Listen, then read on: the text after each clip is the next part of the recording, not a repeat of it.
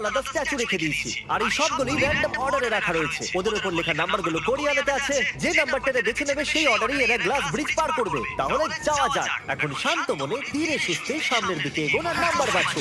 Okay, যে প্রথম হাত দেবে নাম্বারটা তারই। দেখো একটু, ও গড, এর নাম্বার তো 1। একটু দেখো, তুমি চাইলে এখনো বাড়ি যেতে পারো।